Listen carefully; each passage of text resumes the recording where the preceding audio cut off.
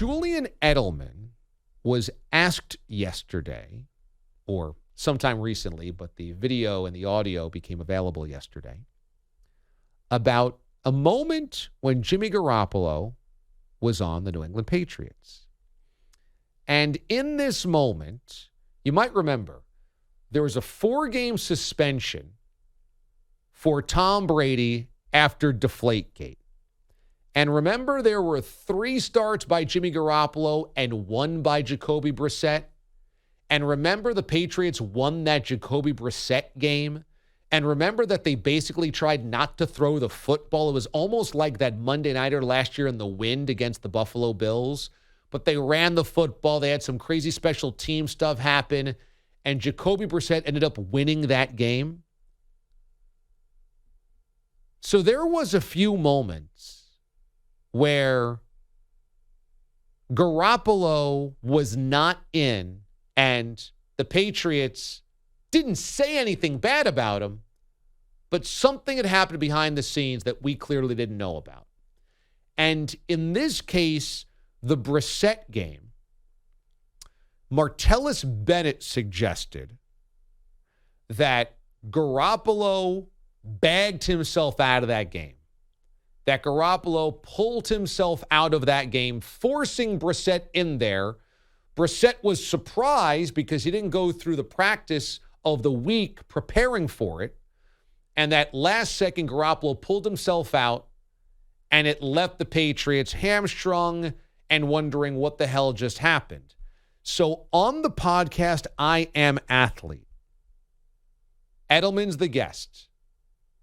And I think it's Brandon Marshall that hands him a sheet of paper with Martellus Bennett's quotes on it, saying, I want you to read this. Now, I thought when this video started, Edelman would read the comments, kind of talk around them, kind of ignore them, certainly not address them head on, do the Patriot thing of everything was fine. I can't speak for Martellus. That's what the Patriots have always done. I don't want to speak for another player. It's not up to me. I had great relationships in the locker room. We all love Jimmy. You know, yada, yada, yada. We've heard that song and dance for 25 years in New England. Instead, Edelman read the quote, and Edelman admitted, yeah, this happened. Here's the quote from Bennett. Bro, we lost 2 games. One of them was because Jimmy Garoppolo was being a bitch.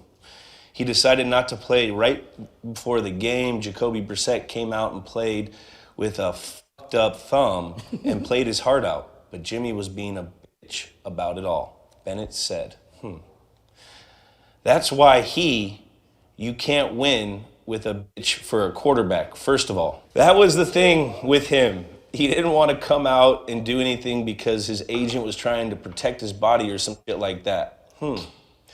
Which I can't fault him for that, but like, you should have made the decision on Thursday. Now it's Sunday. Quote from Martellus Bennett. Said that about you? No, Jimmy Garoppolo. Oh, I'm about to say. Week 3, like the first quarter against the Buffalo Bills or the Jets, and he hurts his non-throwing shoulder, his left shoulder. And Jacoby came in, led us to a win. And the next week, but in the game, Jacoby... Was that a big deal, like the non-throwing shoulder? I mean, I don't know. We're all football players here. But Jacoby broke it. He tore his ligaments in his thumb in the win against the Week 3 team. And so we go into Week 4, and, I guess, Jimmy was practicing and then, decided not to play. And Jacoby played with, no ligaments in his thumb, which you can't do that as a quarterback. You can't grip. And if it's your left, and a lot of guys got mad about it. I'm not gonna lie, I got mad about it. I sacrificed my body all day long. I was taking shots for this, numbing up that, ribs, broken ribs, shoulders, grade 3, hanging on by limbs just to play, And, I can understand why Marty thinks like that. Julian Edelman on I Am Athlete podcast. Okay, there's a lot to unpack here.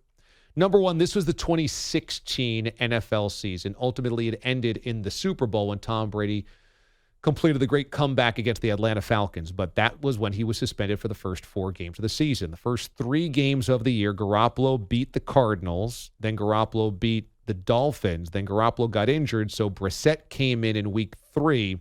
That was the week that they beat the Houston Texans 27-0, basically without throwing the football. Brissett threw for 103 yards in a shutout victory, if you remember. And then the following week is the week in question when Garoppolo acted like he was going to play, and Brissett had gotten injured in that week 3 game. And then Garoppolo yanked himself out late in that week, and they lost to Buffalo 16-0. Again, that would be a season that ended in the Super Bowl.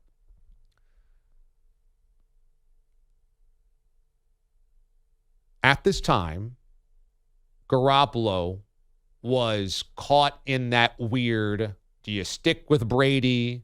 Do you go with Garoppolo? Is it the future? Is it the past? Brady is upset. Brady's going to prove Bill wrong.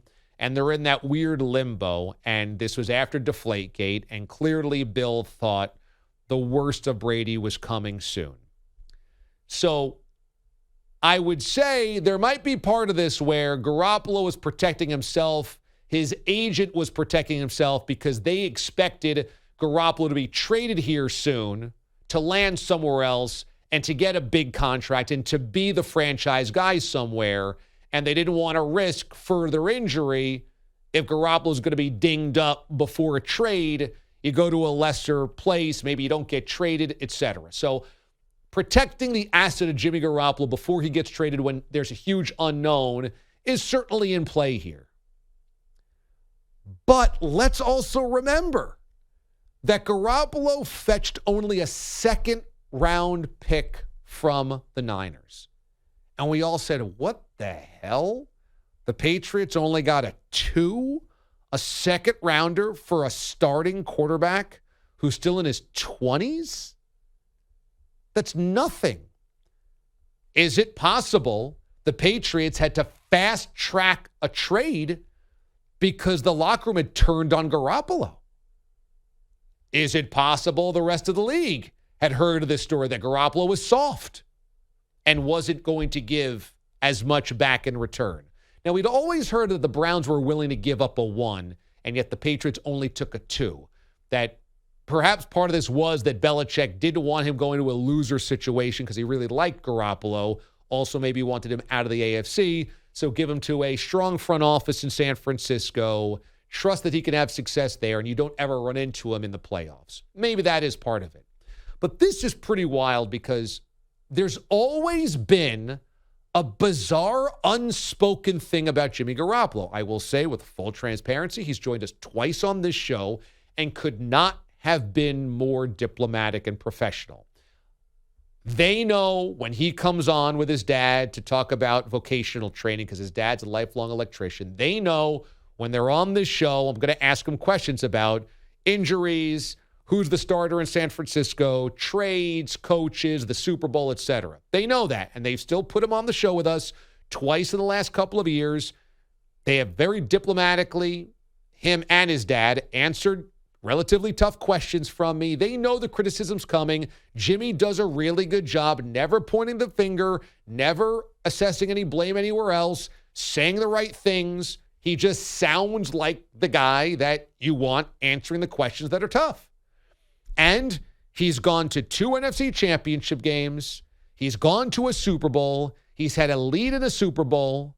And it's hard to say anything bad about him except that there's, just a limit to his physical traits, right? If you were going to list the negatives of Jimmy Garoppolo, you would start with physical traits. Not the greatest arm, not the most accurate, can't lead you from behind with some big plays down the field. He's not a big chunk yardage kind of guy. You need to support him with a good defense and a running game. But what you would never say is the guys don't like him. You would never say he's not tough. He's played through a shoulder injury last year in the playoffs, right? You would never say that there was an internal disconnect. You would just say that great guy, people like him, good teammate, says the right things, coaches like him, but physically not that gifted. But do we have something wrong here? Could have been a moment. Could have been a moment. Could have been a moment where his agent and him realized there was kind of a pressure point. Tom wanted to stay.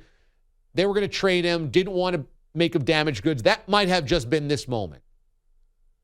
But I think it's kind of weird that Julian Edelman would not 7 years later, 6 years later, be like, yeah, we were kind of upset about it, but we understand Jimmy. Ultimately, and he would kind of couch it a little bit by saying, but Jimmy's been to 2 NFC championship games. Clearly he's a good quarterback, but there wasn't anything there. It was, yeah, this is right.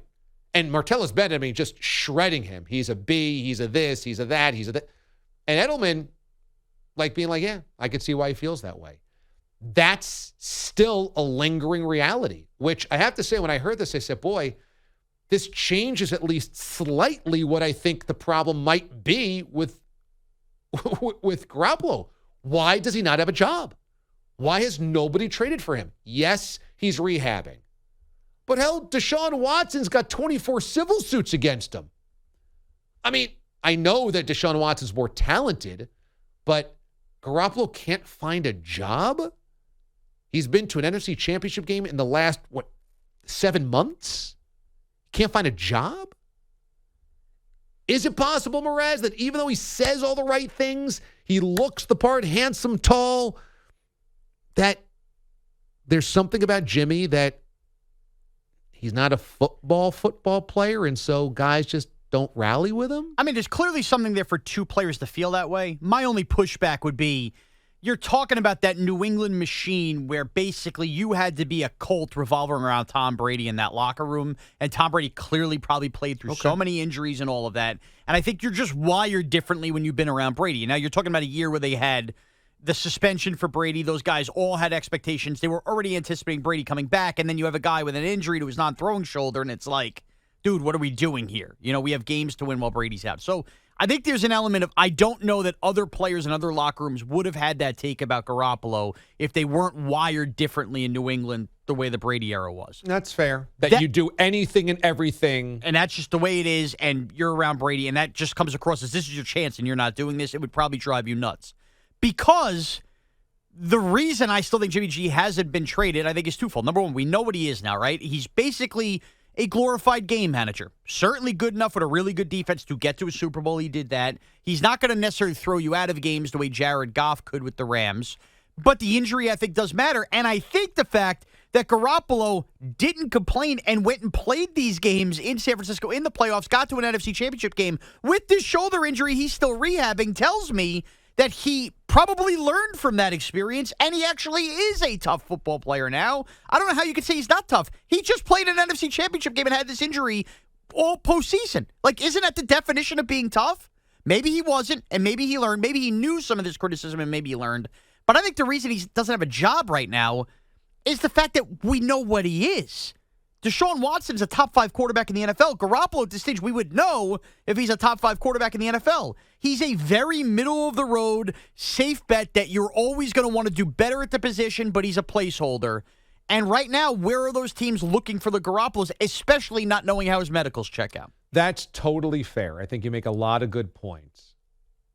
I do, though, sometimes look at Jimmy Garoppolo, and he looks like the really tall, dark, and handsome guy in high school that you'll say a joke and he'll laugh, but he doesn't really get the joke. I think that's true.